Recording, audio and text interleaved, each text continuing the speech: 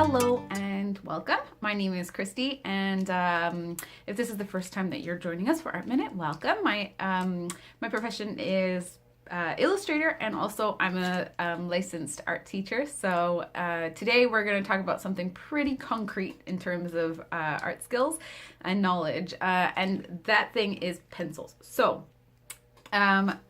pencils are like the most basic of all materials and supplies, but the thing is, with especially with artist pencils, if you've ever gone into an art supply shop, then you'll have noticed that there are a ton of different kinds of pencils, and you can get kits that have like 12 pencils in it, and if nobody's ever taken the time to explain to you what the difference is between all those pencils, then it might seem like kind of a mystery. So I'm going to take a it's going to be so quick. I'm going to explain to you the difference between the pencils and what you need to get started. So here we go. Okay, so the first thing that you need to know is that there are a ton of different brands of artist pencils, and different artists will tell you different things about what their favorite brands are and what works the best and why, but in the end, it's really up to you because they all feel a little bit different.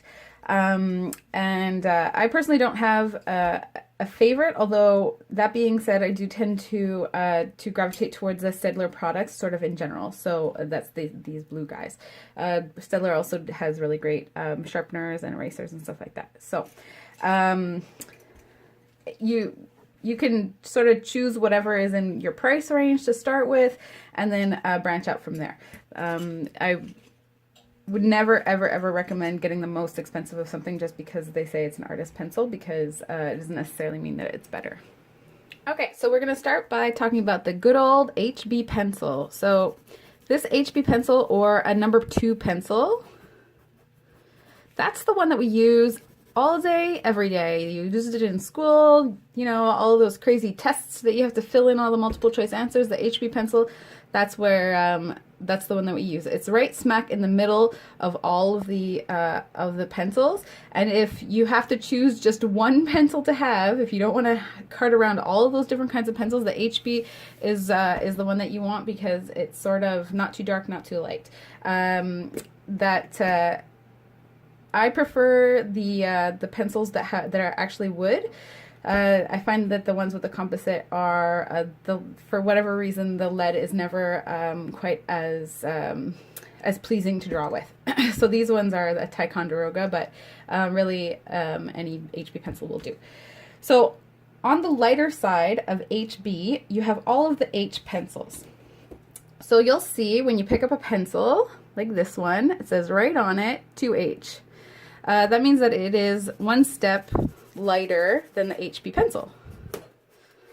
And you'll see that the lead is harder, and if you don't, you shouldn't be pressing too hard anyways, but you'll see that it is just a slightly lighter pencil.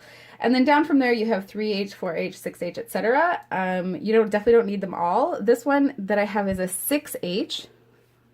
So you'll see it is quite a bit lighter, and I like to use the H pencils, the light H pencils, to do my my sketching. So all of the under drawings get done with a 6H. And for some reason, I have here a 9H pencil, which frankly is so light that is almost useless.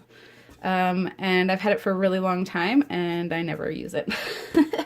So on the darker side, then you go into the B's. So these ones are more likely to be used when you're working. Even that being said, it's really a style thing. So if you're really like doing high key work, so that means like really bright kind of work that is more on the light side, then you might use your H pencils more. So this is a 2B pencil.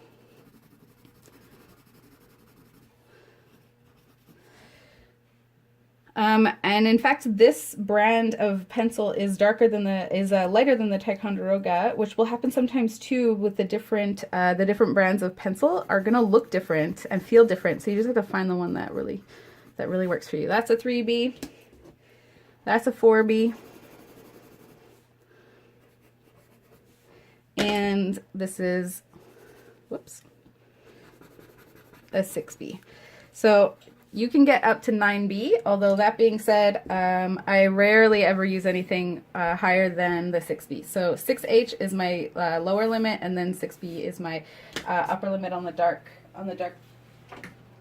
drawings. So this kind of pencil drawing, you'll see has a wide range from bright white of the paper all the way to the darkest that the 6B will allow me to get.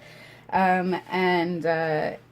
wouldn't have been able to get such a wide range of values without more than one kind of pencil and more than one brand of pencil. So it's really important when you start to really like focus on getting those really like those different tones that you invest in a range of different pencils.